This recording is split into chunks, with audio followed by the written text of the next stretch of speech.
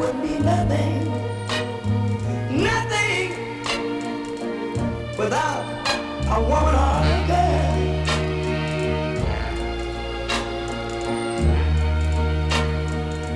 You see,